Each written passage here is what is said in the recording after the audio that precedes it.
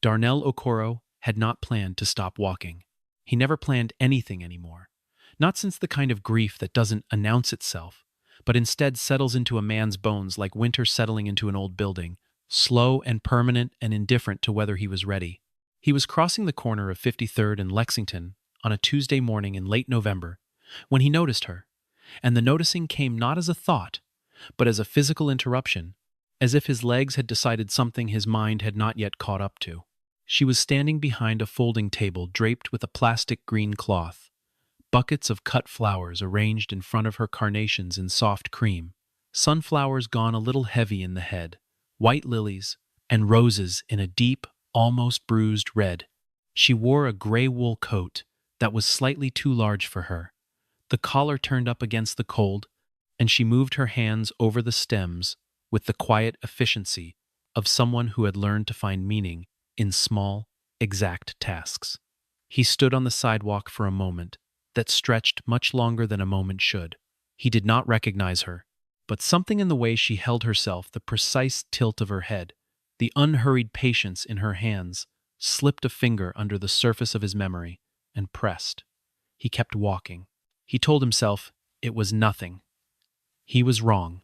Darnell Okoro was 55 years old and worth approximately $8 billion, depending on which quarter you consulted, and how optimistic the analysts were feeling about the renewable energy sector that particular morning. He had built his company from a $15,000 loan his mother had co-signed 30 years ago in a bank in Cleveland, and he had turned that $15,000 into a portfolio of wind farms and solar infrastructure that stretched from the Texas Panhandle to the coast of Maine. He had been written about in 4 different cover stories. He had shaken the hands of 2 presidents and 1 prime minister. He owned a penthouse on the 37th floor of a building on Central Park South, where the windows were floor to ceiling and the view of the park changed color with every season. And he had, in the 2 years since his wife's death, barely looked at that view once. The apartment was immaculate because he paid people to keep it that way. But it was not a home anymore. It was a container for objects that had once belonged to a life. Her reading glasses were still on the side table by the couch. Her favorite mug, a wide-mouthed ceramic thing she'd bought at a street market in New Orleans, sat in the cabinet exactly where she had always kept it. And every morning, without exception, Darnell Okoro walked to the coffee maker, brewed 2 cups, carried them both to the kitchen island, set one down in the spot where Camille used to sit, and left it there. He drank his own. He watched hers grow cold. He poured it down the drain before he left for the office. He did this not because he had forgotten she was gone.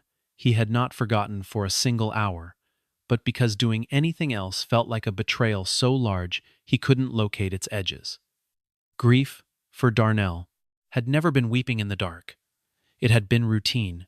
It had been the fierce, quiet insistence on keeping the architecture of a shared life intact, even when the person who had designed it alongside you was no longer there to inhabit it. What he had never fully made peace with, what lived behind the grief like a second, deeper injury, was the fact that he had not been there. He had been in Dubai. There had been a meeting, an acquisition, $40 million on the table, and a window of 24 hours to close it. Camille had told him to go. She had been in the hospital for 6 days by then, and the doctors had used careful language, the kind of language that professional people use when they are trying to be honest without being cruel, the kind that says things are serious without quite saying how serious. And Camille had listened to all of it, and then looked at her husband and said, "Go close the deal.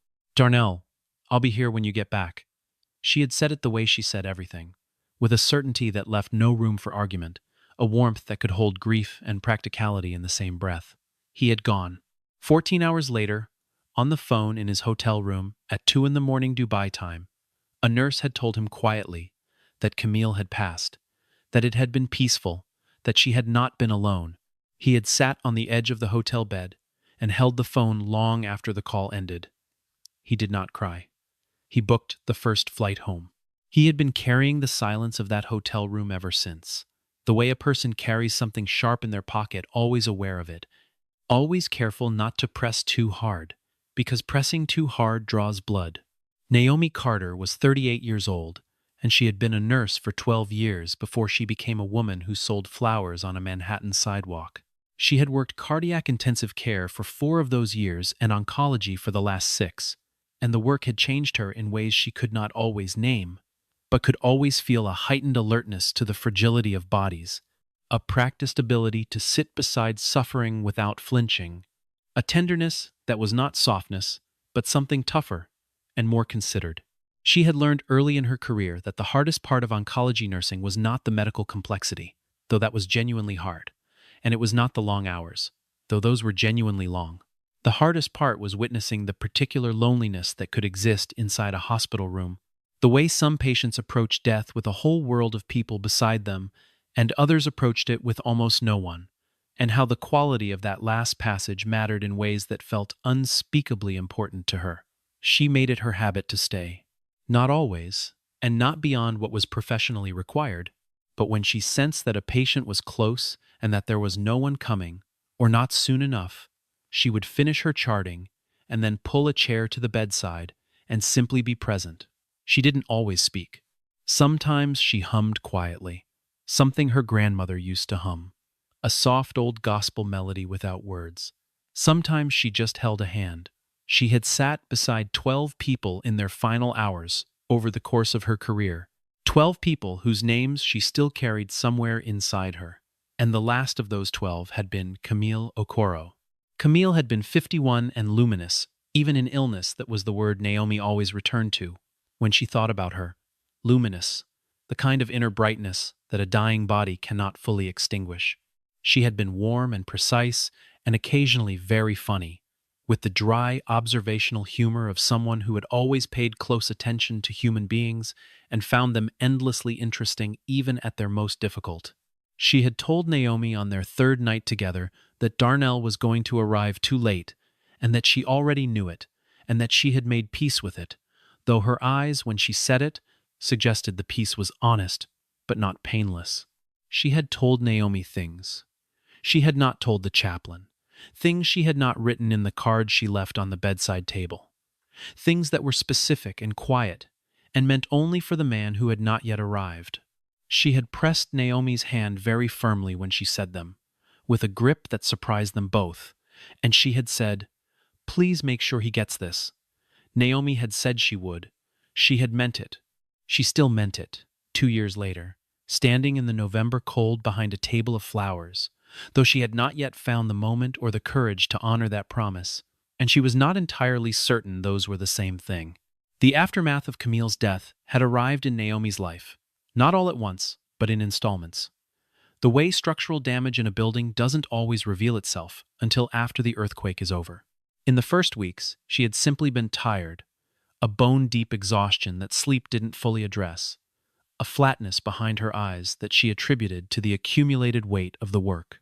She had gone back to the ward after 3 days and functioned. She was good at functioning. It was the closest thing she had to a superpower. But somewhere beneath the functioning, something had cracked. And what leaked through the crack was not sadness exactly, but a kind of hypervigilance that she couldn't control. She would be changing an IV line and hear the particular rhythm of a monitor and feel her chest seize. She would be walking down the corridor and catch a scent, something antiseptic and floral together, and find herself back in that room, back in that specific silence, hearing the exact moment that breathing changed and became something else. She knew what was happening to her. She had helped patients through PTSD enough times to recognize its architecture in herself. She told herself she was managing it. She was not managing it. 4 months after Camille's death, Naomi made a medication error. A serious one. Caught in time. Harm averted. But caught and documented and reviewed. And the review process was thorough and fair and arrived at a conclusion that was professionally correct and personally devastating. Her nursing license was suspended pending evaluation. The hospital's lawyers were polite. Her union representative was helpful. None of it changed the outcome. She lost her job. Without the job, she lost her health insurance. And without the health insurance, she couldn't afford the therapy she now clearly needed. And without the therapy, the nights became worse, and the mornings became harder. And the apartment she had rented in Crown Heights, with its good light, and the big window where her plants used to live started to feel like a place that was slowly being reclaimed by something she couldn't name. She tried. She applied for positions in medical administration. She picked up shifts at a pharmacy. She moved into a room in a boarding house in Flatbush, smaller, cheaper, less light. She told herself it was temporary. Temporary stretched from weeks to months to more than a year, and somewhere in that stretch, she started buying flowers from a wholesale market in the early mornings and selling them at a folding table outside the 53rd Street subway entrance. And the work was cold and physically demanding and paid less than it cost her in pride, but it was hers, and she was good at it. And sometimes a person simply needed to do something she was good at while she figured out the rest. She still had Camille's words inside her. She had not delivered them. Every morning she thought about it, and every morning something held her back, and she was not always certain whether that something was fear or wisdom, or simply the weight of having carried a secret for so long that releasing it felt like releasing something structural. The morning Darnell came back, the morning he stopped walking and stood on the sidewalk and looked at her, was the 2-year anniversary of Camille's death. Naomi knew this. She had known it when she woke up before dawn and dressed in the gray coat and walked to the flower market and loaded her buckets and set up her table. She had thought of Camille specifically that morning, had stood for a moment in front of the mirror in the small room in the boarding house and spoken her name out loud, which was something she did sometimes, a private ritual she had never told anyone about. She had arrived at her corner and arranged her flowers in the particular order she always used. The heavier stems in the back, the delicate ones in front, the lavender she kept in a separate small bucket to the left because customers with allergies sometimes needed a warning, and she had opened for business, as she always did, and she had been there for almost 2 hours when the man in the dark coat stopped on the far side of the corner and looked at her without coming closer. She recognized him before he took another step. She recognized the set of his shoulders first, then the particular way he stood when he was thinking weight shifted slightly to the left, one hand in his coat pocket, the other hanging still. She had seen him in photographs on the wall of his wife's hospital room. She had heard his voice on speakerphone once, calling from somewhere with a time difference. She had watched Camille's face change when his name was mentioned. She said nothing. She bent over her flowers and she waited, because she was good at waiting, and because she had learned that the most important things rarely arrived on any schedule you could plan for. He came to the table because he wanted roses. He told himself this honestly. It was the anniversary, and he had always brought Camille roses, a specific dark red that she called the color of Sunday evenings, and when he walked back around the corner and found the flower vendor still there, he decided that these roses were as good as any. He asked for a dozen. Naomi selected them carefully, trimming the stems with a small pair of scissors she kept in her coat pocket, wrapping them in brown paper with a practiced motion that she had done 5,000 times, and then she did something she did not fully plan to do. She reached into the small lavender bucket and took a single stem and tucked it into the left side of the wrapped bouquet, the way she always had when Camille was her patient, because lavender had been Camille's specific request. Always one stem, always on the left, a small ritual she had explained to Naomi on their second night together, something she and Darnell had begun at a farmer's market in Vermont years ago and never stopped. Naomi didn't think about it. Her hands simply did what they had learned to do in that room. She held out the bouquet. Darnell took it. He looked at it. He looked at the lavender stem tucked precisely into the left side. He looked up at the woman across the table. He was very still for a long moment, the particular stillness of a person whose interior world has just shifted without warning. He said, quietly and without accusation, as if he were confirming something he almost didn't trust himself to believe. "You were her nurse." Naomi met his eyes. She said yes. Neither of them said anything for another moment. Then Darnell Okoro, who had not sat on a sidewalk since he was in his 20s, lowered himself onto the concrete step behind him and looked at the roses in his lap, and Naomi came around her table and sat beside him.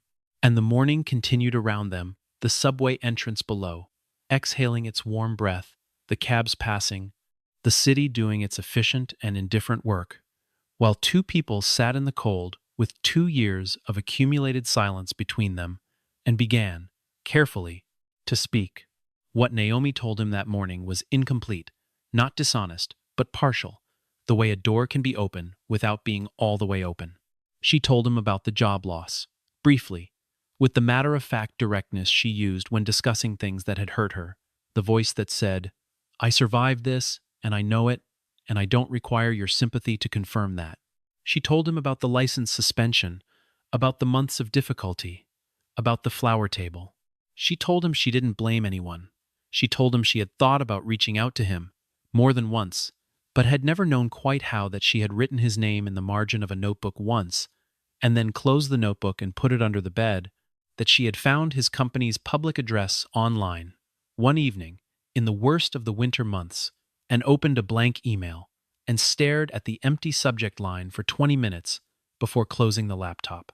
She said this, not to make him feel responsible, but simply because honesty between them seemed to be the only thing that was going to be worth anything at all. What she did not tell him yet was what Camille had said. Darnell listened to all of it with his hands wrapped around the paper-covered roses, and his face very still, and his eyes doing a slow, thorough accounting of what he was hearing. When she finished the portion she was willing to offer, he was quiet for a full 10 seconds, which was a long silence for a man who had built his career on the ability to respond quickly and decisively in any situation. Then he said, "Everything that happened to you happened because of what you did for my wife." And there was in his voice something that was not the polished empathy of a wealthy man offering condolences. There was something rawer than that, something that had gotten past whatever defenses he had constructed over 2 years of careful functioning. Naomi looked at him steadily. She said, "That's not why I'm telling you." He said, "I know, but it's true." She didn't argue. It was true. The truth of it sat between them on the sidewalk, heavy, plain, undeniable, and neither of them reached to move it. He asked her then, quietly, as if he had been holding the question for 2 years and was only now setting it down between them. Before she went, did she say anything? Naomi looked away for a moment. She looked at the flowers in her buckets, the carnations and the roses and the sunflowers with their heavy heads. She looked back at him. She said, "Yes, but not yet." He accepted this with a stillness that told her he understood, not that she was withholding out of cruelty, but that some things had to arrive in their own time, that a message entrusted to someone for 2 years could not simply be handed over on a street corner in 5 minutes, as though it were change. He stood up. He paid for the roses. He said, "I'll come back tomorrow." She said, "I know." He did come back the next day, and the day after that, and the day after that. He came in the mornings, always between 8:30 and 9, always in the dark coat, always buying something from the table. Even when he didn't need it. Tulips he left at the front desk of his office, carnations he gave to his driver, roses he brought every few days to a cemetery in the Bronx where Camille was buried.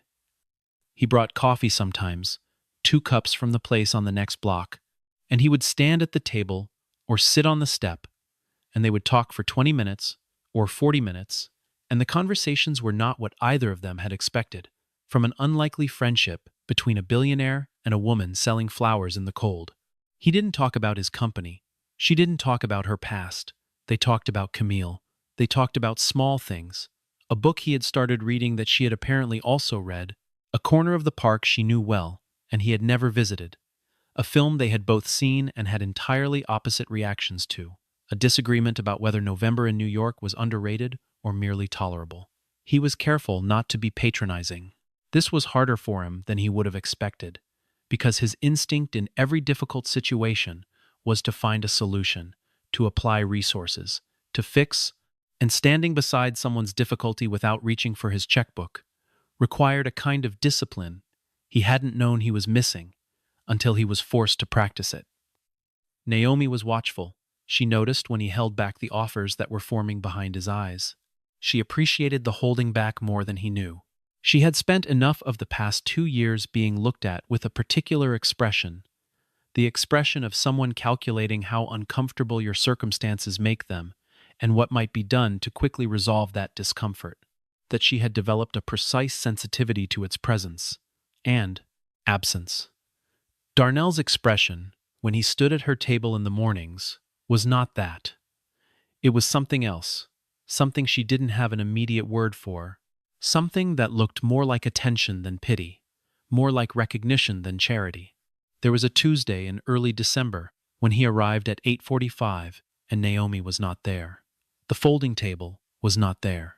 The plastic green cloth, and the flower buckets, and the small pair of scissors, and the separate bucket of lavender were all absent, and there was only the sidewalk, cold and gray, and the regular morning traffic of commuters sliding past the subway entrance. Darnell stood there for several minutes.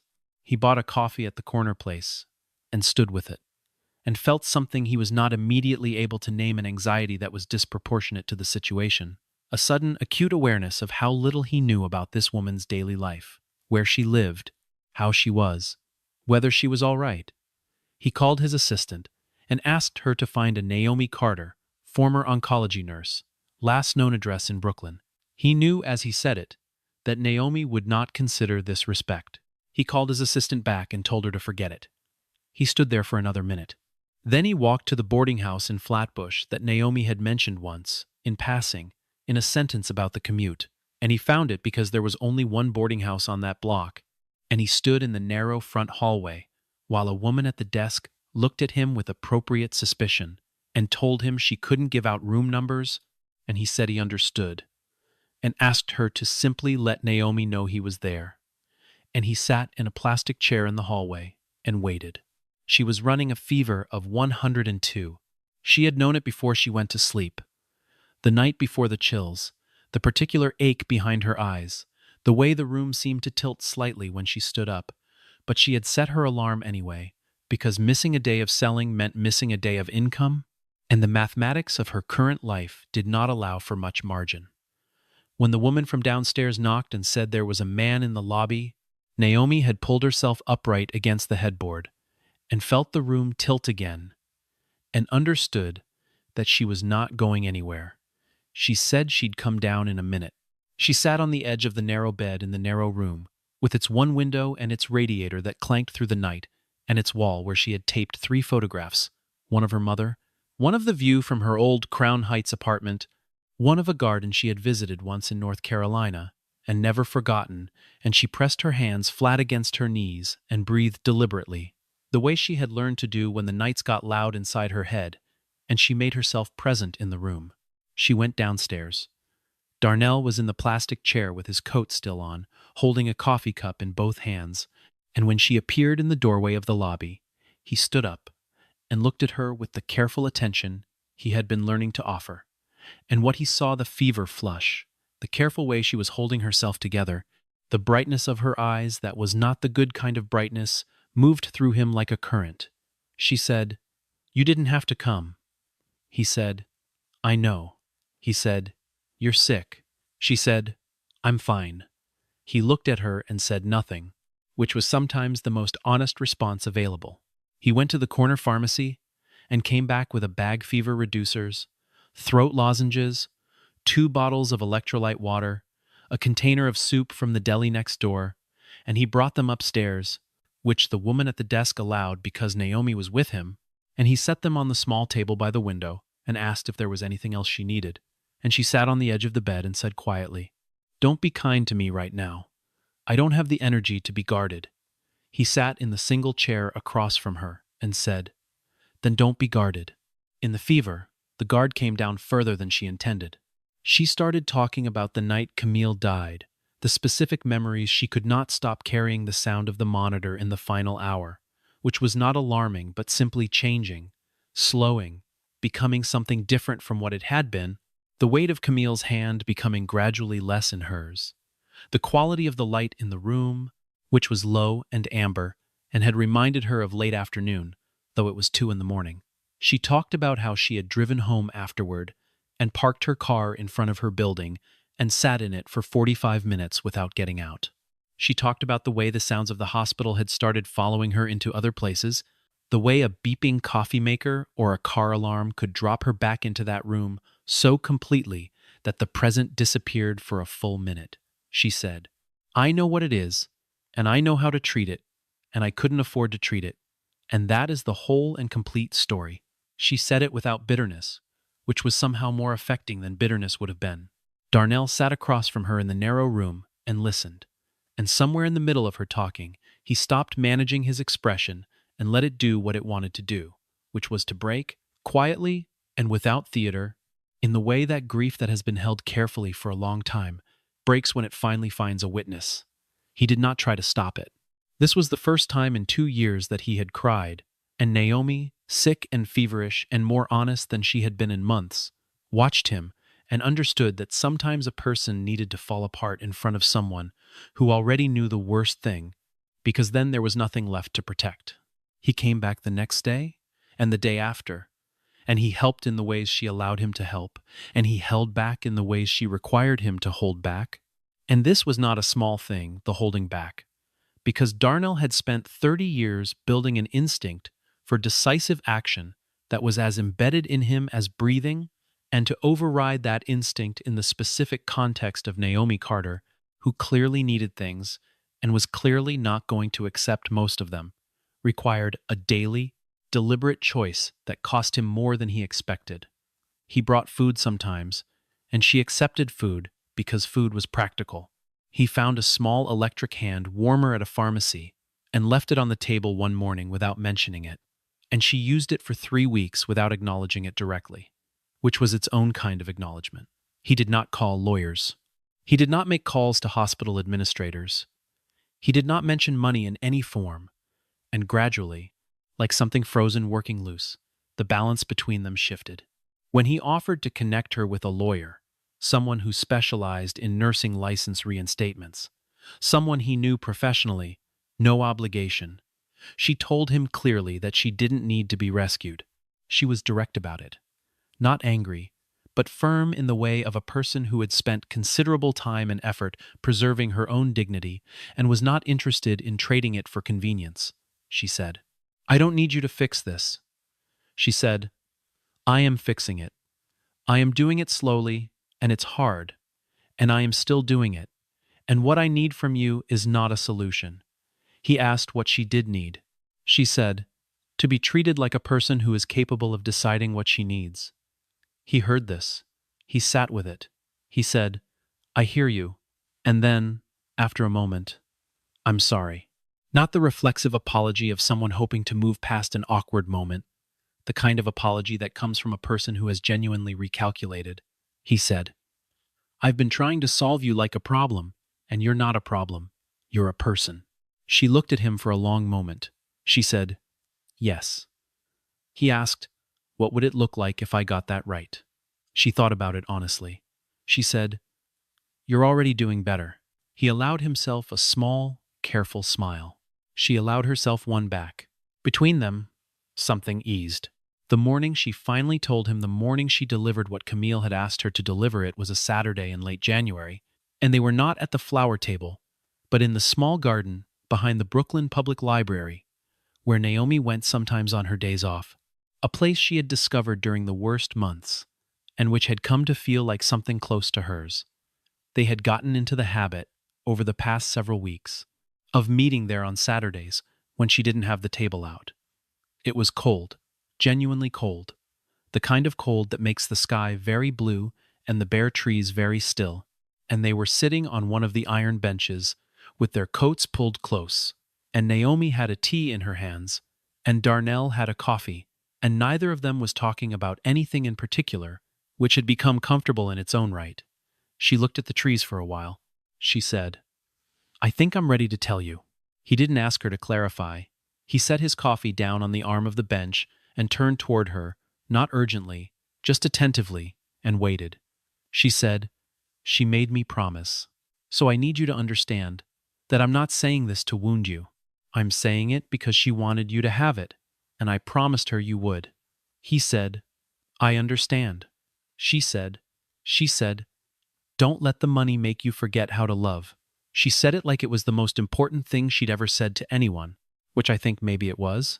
She said, "Find someone who needs the real you, not the name, not the building, just the person." She said grief isn't the same thing as loyalty. Staying in the grief forever isn't honoring me. Living is. She paused.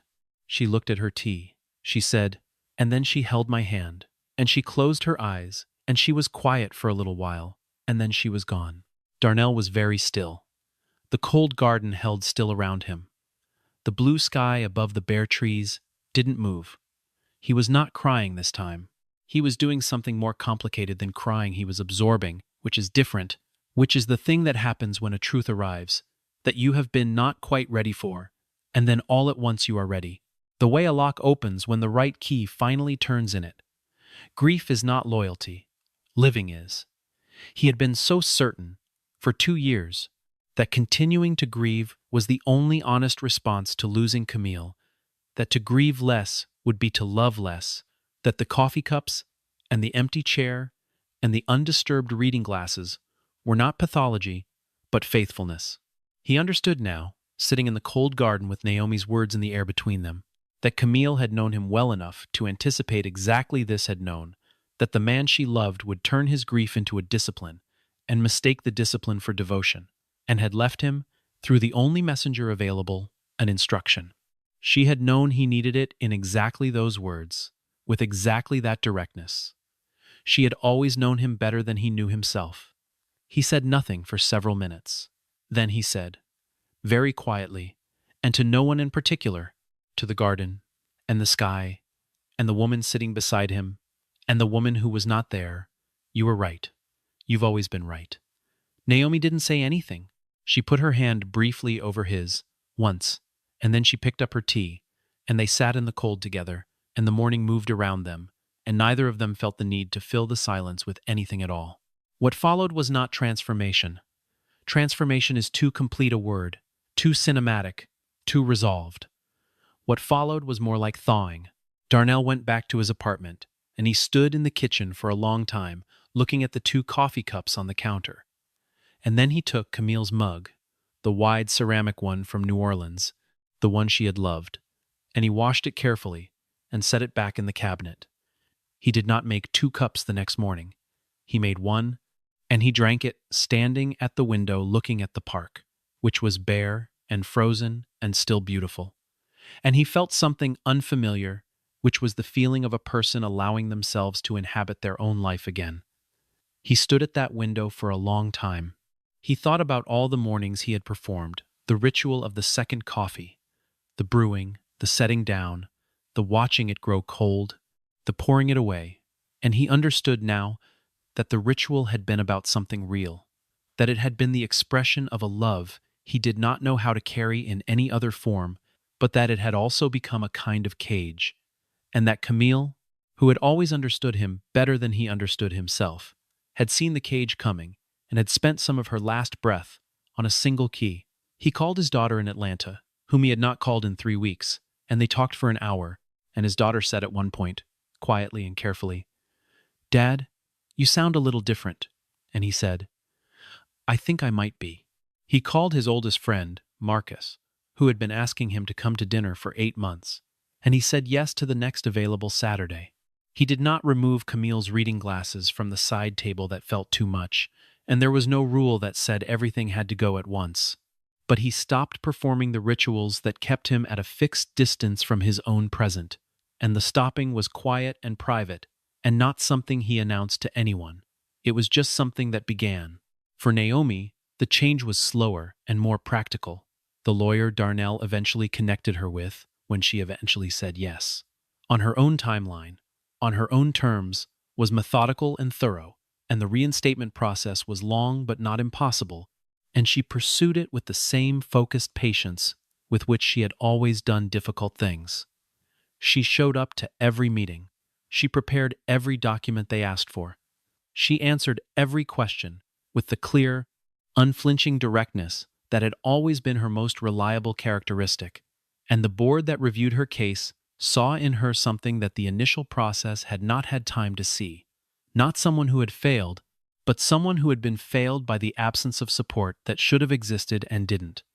She got the therapy she had needed for 2 years, and through a community health program she found herself. She was careful to find it herself. And the therapy was hard in the way that honest things are hard. and useful in the way that honest things are useful. The PTSD did not disappear, because it doesn't work that way, but it became something she could navigate rather than something that navigated her. She went back to the flower table through the winter, because she needed the income, and because by that point it had become something she was genuinely good at and not ashamed of, and Darnell stopped by most mornings still. But by then, the dynamic between them had settled into something that required no explanation, not a romance, not a transaction, but a specific and particular friendship forged from shared loss and mutual recognition, the kind that doesn't require the other person to be anything other than what they are. It was Darnell who first mentioned the foundation. On an afternoon in early spring, when the flower table was busy with people buying things for Easter, and Naomi was moving fast and efficiently through her work, and Darnell was watching her with an expression that was neither pity nor admiration, but something more precise than either. He said, "I've been thinking about doing something formal, something in Camille's name." She didn't pause in her flower wrapping. She said, "Tell me what you mean." He said, "There are nurses and caregivers all over this city who do what you did, who stay when others leave, who carry things home that the work puts inside them, and there is almost no support structure for what that costs them." He said, "I want to build one." Naomi wrapped a bouquet of tulips and handed it to the woman waiting, and took the money and made change, and then looked at him with an expression he had learned to read over months of daily conversation, the expression that meant she was taking something seriously, and wasn't going to pretend otherwise. She said, "What would that look like?" He said, "I'd want you to run it." She said, "I'm not licensed to practice nursing yet." He said, "You don't need to be. You need to know what these people need, and you know that better than anyone I could hire." She looked at the flowers for a moment. She looked back at him. She said, "Let me think about it." She thought about it for 2 weeks, which was the right amount of time, and then she said yes.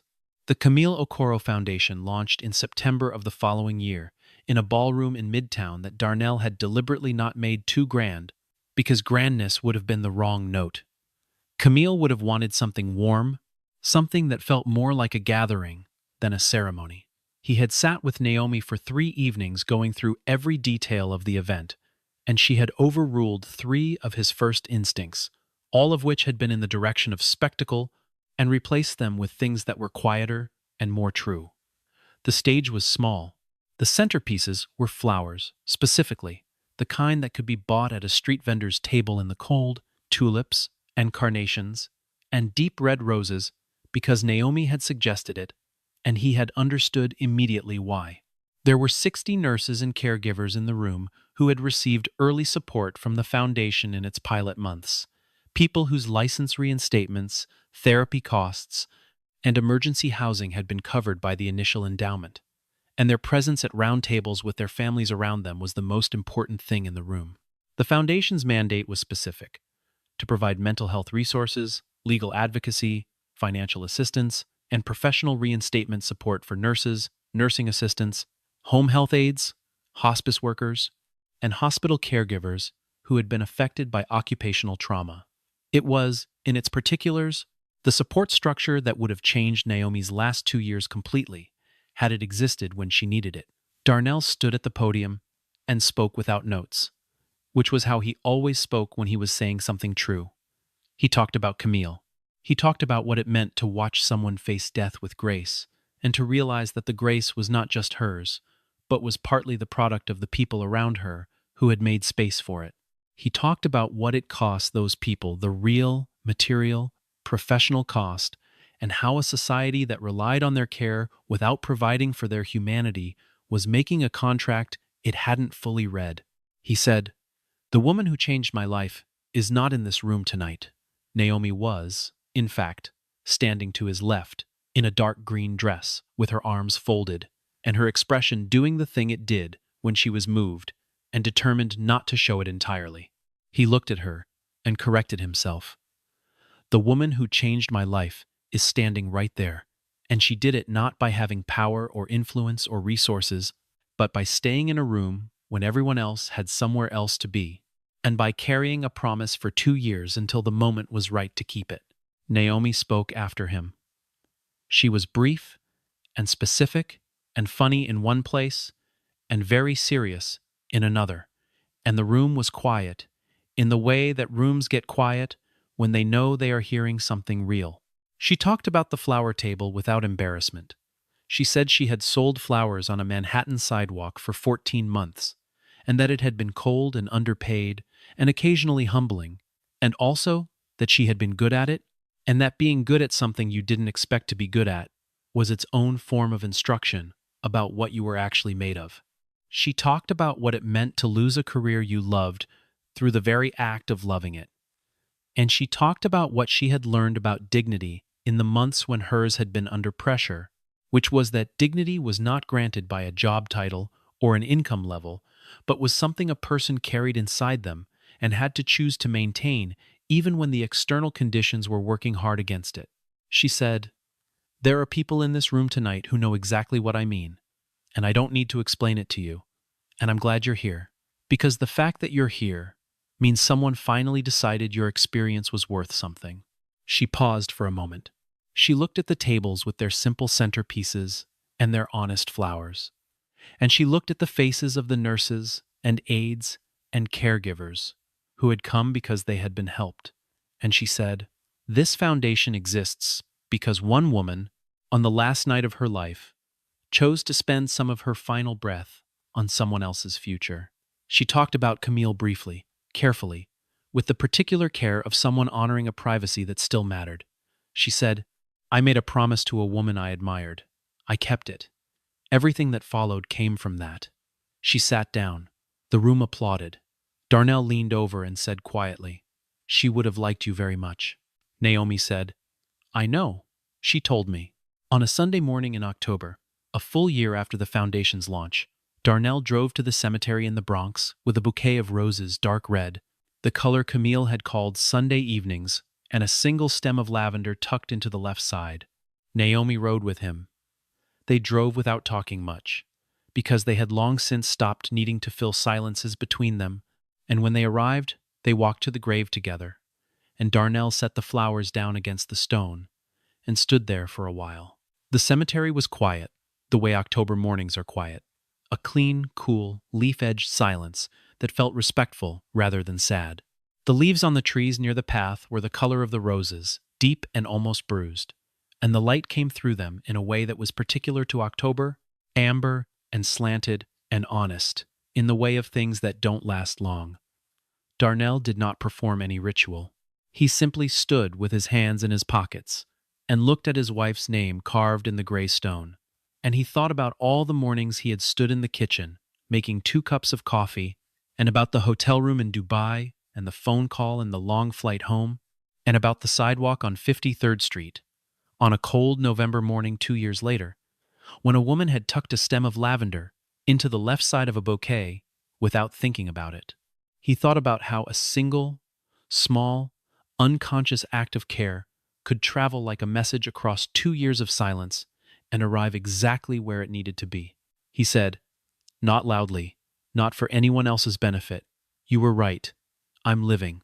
He stood there for another minute. Naomi stood beside him and said nothing, which was the right thing to say. They drove back through the Bronx and over the bridge and into the city. And the city was loud and bright and full of people moving toward whatever their Sunday held. And Darnell watched it through the window and thought that it had been a long time since the world had looked like something he was part of, rather than something he was merely enduring. That was what she had given him, not a plan, not a solution, not the application of resources to a problem. She had given him a message from a woman who had loved him well enough to tell him the hardest truth. She had given him the 2 years it took to be ready. She had given him the particular and irreplaceable gift of being present in a room when presence was what mattered most. Grief is not loyalty. Living is. He had heard it first as a wound.